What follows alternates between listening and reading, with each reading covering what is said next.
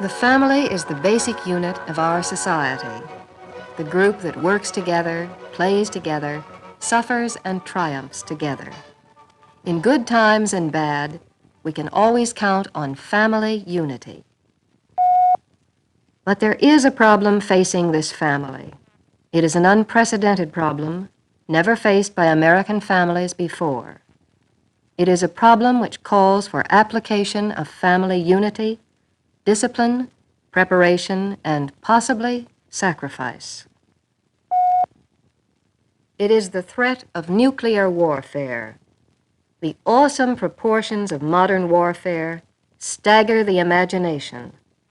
Weapons with millions of tons of explosive power can be delivered on our homes by supersonic planes and soon by intercontinental missiles. Faced with this massive threat, our nation is reacting as it has always reacted to danger, by diligently preparing new defenses. One of the principal means of protecting us is by civil defense and defense mobilization. This is a major responsibility of your federal, state, and local governments, which have detailed plans to meet every phase of a national emergency. The threat to our security is so broad, however, that official preparations of our governments are not enough. The responsibility for survival must be shared by every citizen and every family.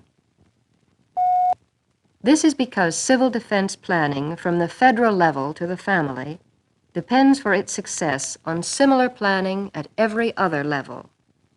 The problem is one of national survival, and the only answer is a strong network of civil defense preparations across the entire nation.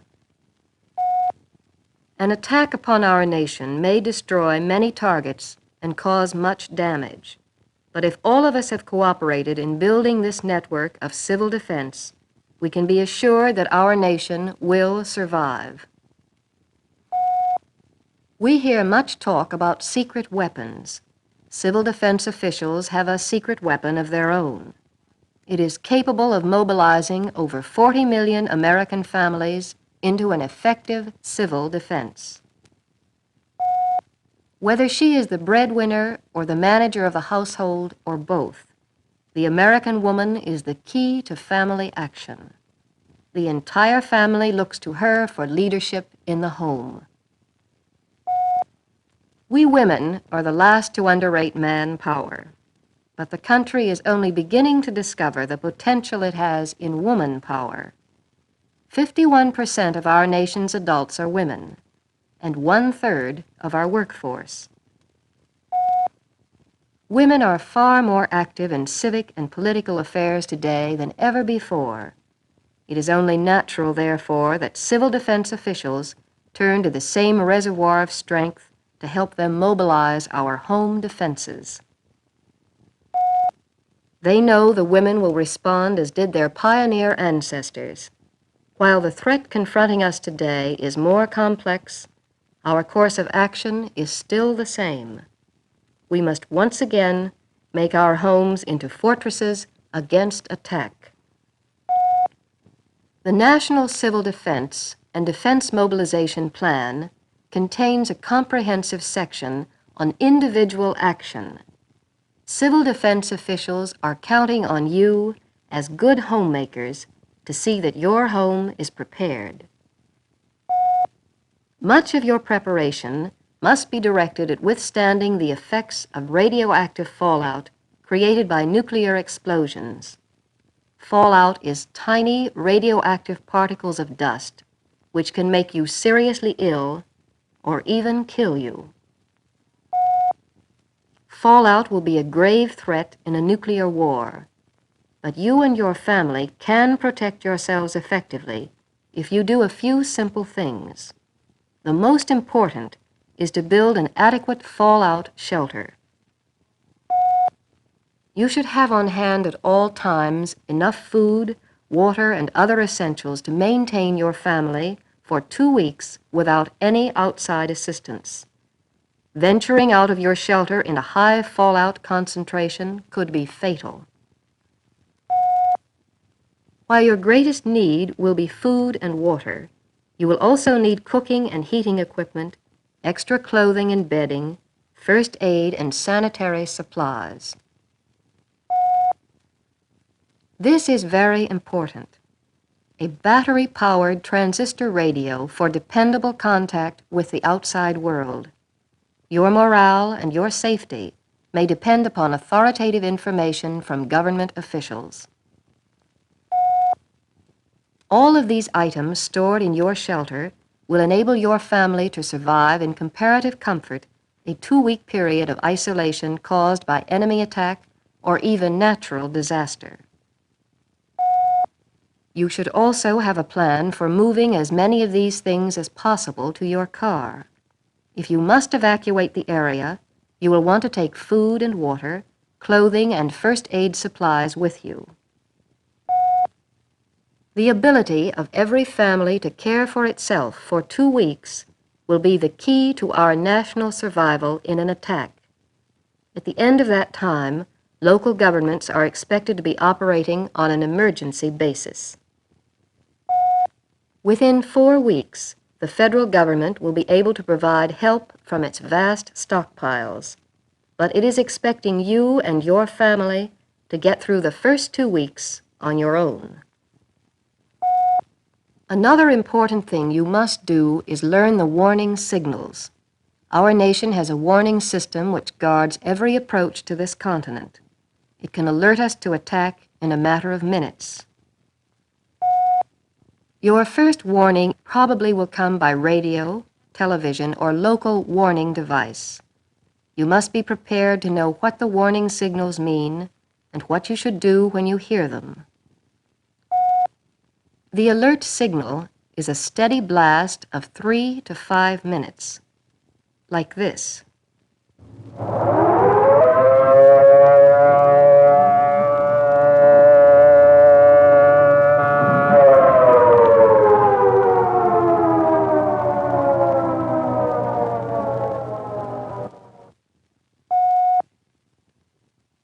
When you hear the alert signal, an attack is probable. You should take action as directed by your local government. Tune your radio to a CONELRAD frequency and proceed according to your community's emergency action plan. Do not, under any circumstances, use the telephone. The second signal is the take cover signal, a 3-minute warbling tone or series of short blasts like this.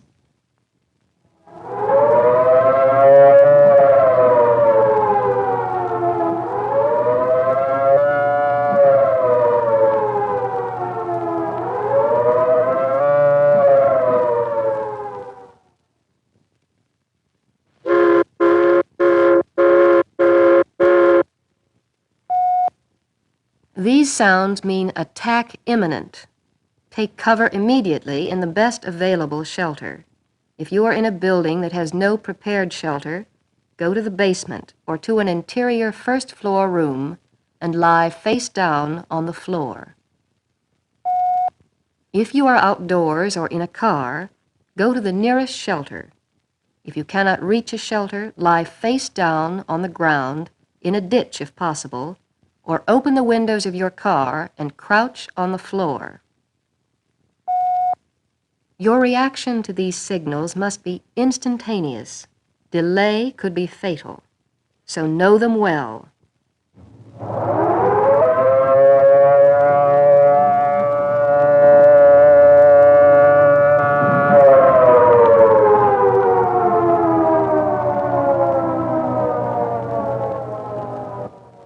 Alert, take action as directed, and the warbling tone.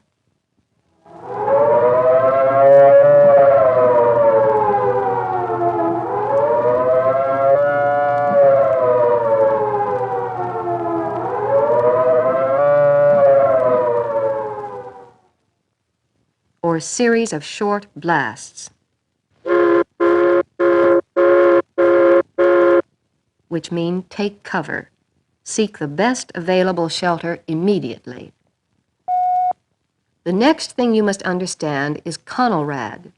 It is the nation's emergency system of broadcasting, the means by which you most likely will receive information and instructions in a national emergency. Your CONELRAD stations are at 640 and 1240 on your standard AM radio dial. Newer radios have them clearly marked.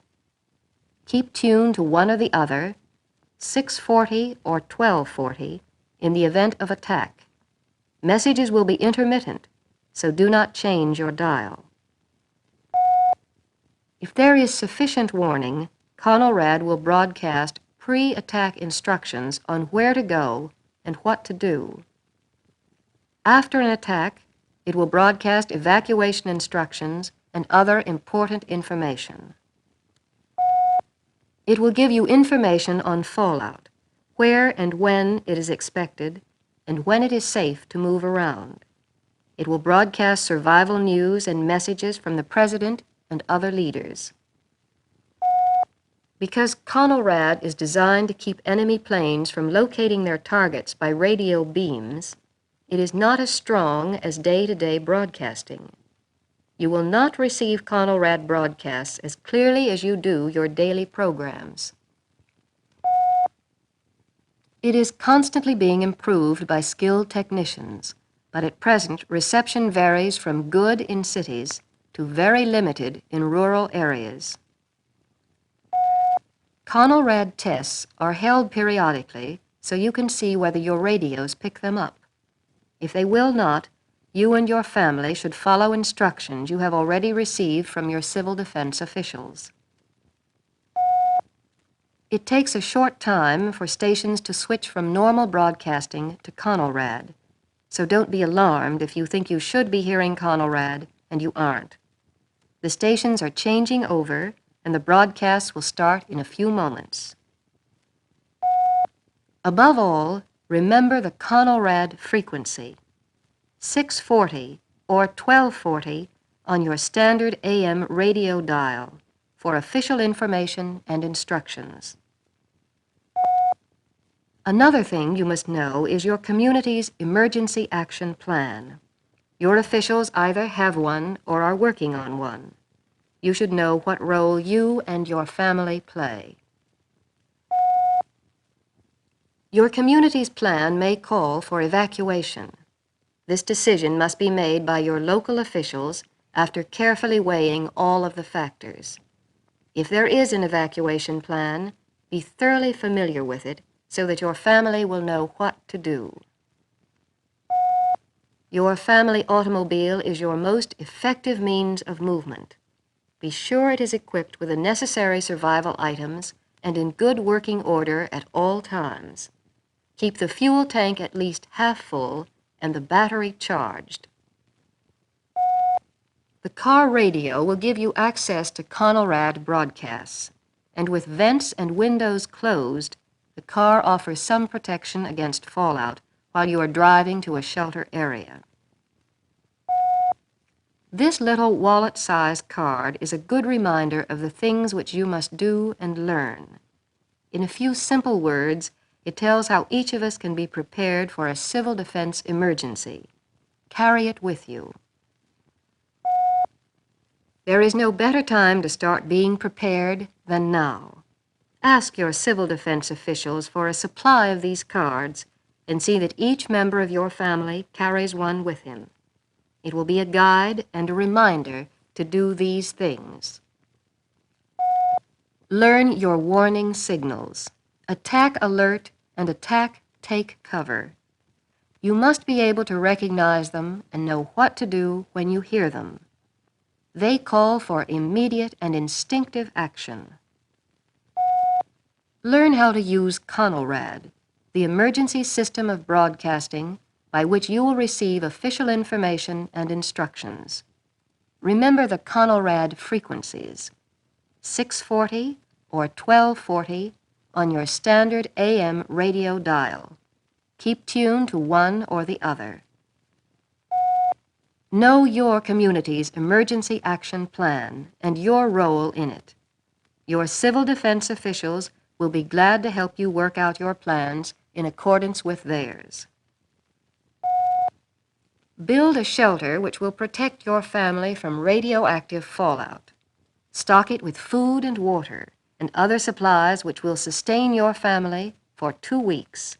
By that time, you should receive outside help. Learn the other protective measures against fallout. You must know how to find the most protection if you can't get to a shelter. You must know how to decontaminate yourself if you have been exposed to fallout. Learn first aid and home emergency preparations, such as firefighting and home rescue techniques. The help of trained specialists will not be available in an emergency. We will have to be prepared to protect our own homes and our loved ones. These are all simple preparations. Many are just good housekeeping techniques applied under emergency conditions. With a little study and a little practice, every member of the family will use them instinctively in an emergency. As your family participates in many activities as a group, so it must participate as an efficient group in the vitally important activity of personal and national survival. Planning and preparations not only will make your home a fortress, it will add to your community's preparedness, to state and federal preparedness. It will help make our nation so formidable that no enemy will dare attack us.